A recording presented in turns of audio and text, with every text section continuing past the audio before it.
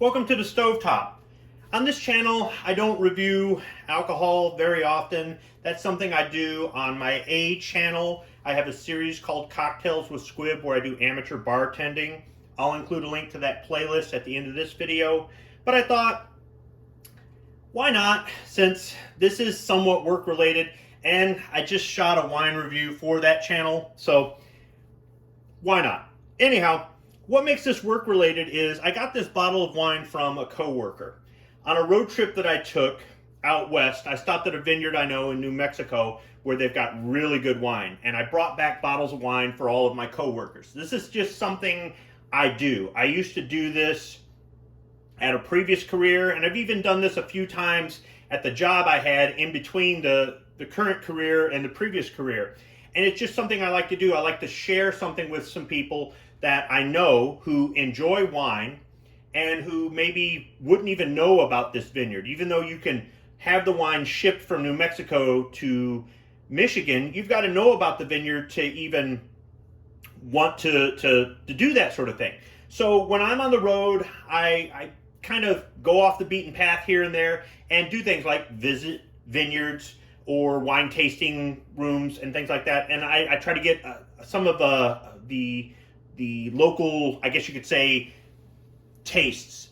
And in doing that, I brought back some wine from New Mexico, and my coworker thought that she should give me a bottle of wine that she likes from here in Michigan in return. Now, I didn't expect anything in return, but she decided to do this because this isn't a wine that you can buy at the local grocery store. Although they do sell Michigan wines at a lot of the local grocery stores and party stores, that's what we call a liquor store in Michigan.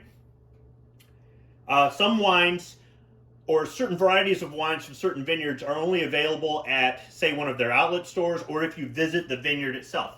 In this case, she said you have to go to northern Michigan to visit the vineyard in order to get this. And I'll take her word at it because I've never seen this wine before. So with that long intro out of the way to explain why I'm doing this review and why it's related to this channel, which is sort of related to my work, whether it be at the factory or at the technical center.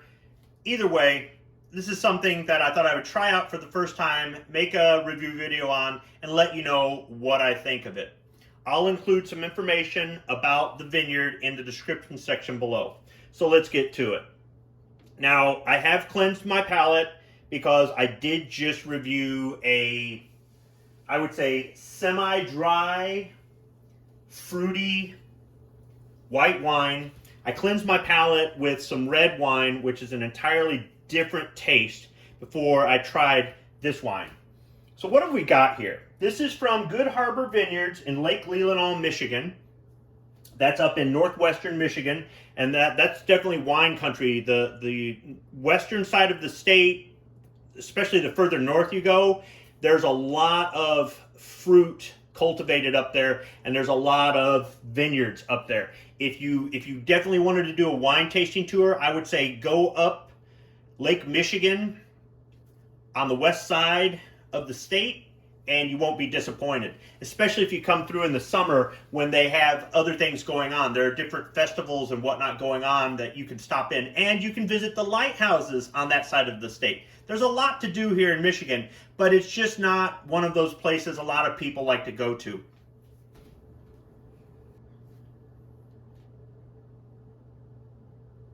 So this wine is called The Retriever. It says that it is a sweet white wine. On the label, which is really kind of plain, it's just a blue background and whatnot, there's a golden retriever there. It looks like somebody just did some artwork for it. And on the back, there's some information about the wine. It says that it has a sweet candied pineapple taste followed by refreshing citrus notes of lime. This wine is 12% alcohol by volume, and it does contain sulfates. So there's just a black plastic, I guess, seal on the top of the bottle here, covering the cork and part halfway down the neck. So I'll go ahead and just give that a twist and remove that. Or maybe it's more of a foil. It's not really plastic, but maybe it's more of a foil. And I'll get a corkscrew here.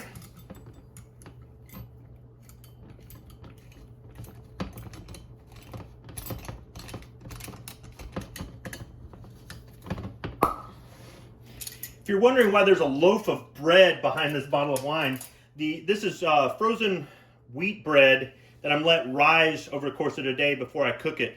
It's actually Easter here, and I volunteered to cook most of Easter dinner, and I suck at cooking.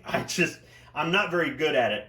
So I thought right now would be a good time to have some wine to kind of relax and take the edge off. Because in addition to cooking, I've been doing a lot of other things today, and it's been a little bit stressful.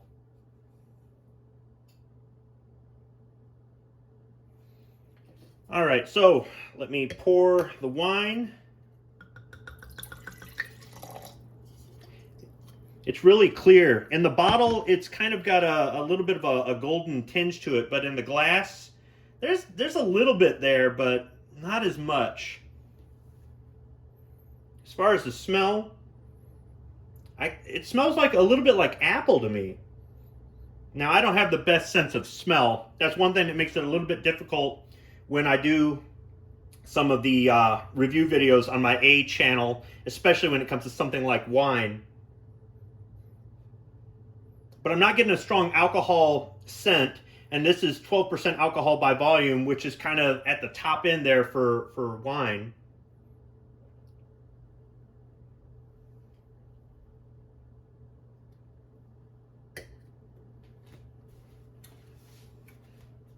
Okay, that's different. I'm gonna have to have another sip to analyze the front end of that. But in the middle, there was a little bit of the chemical taste, the sulfates. I get those with New Zealand wines a lot and wines from Argentina a lot. On the back end, it tastes like apple. And I've got a tart taste here on my tongue, and my lips and the inside of my mouth kind of feel like I've eaten an apple. That might be the lime in it, the citrus there, kind of doing that sort of thing, making me want to pucker up a little bit. Let me try this again.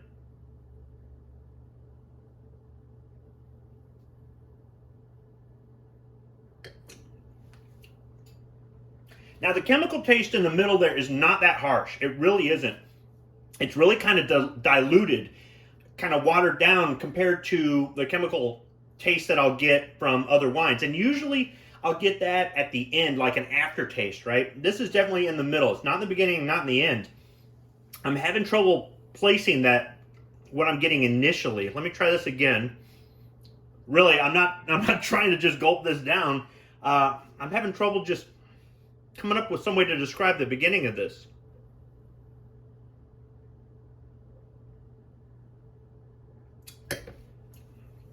Okay, it's sweet, but not overly sweet. It's wet for sure. And this, okay, on this third sip, I'm not getting that chemical aftertaste in the middle.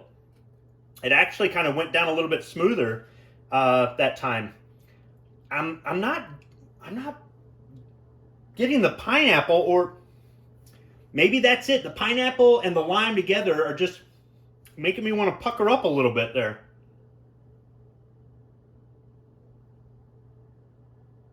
Yeah, this is actually pretty good. Okay, now on that fourth swig, I did get that chemical taste in the middle. But this is actually pretty good.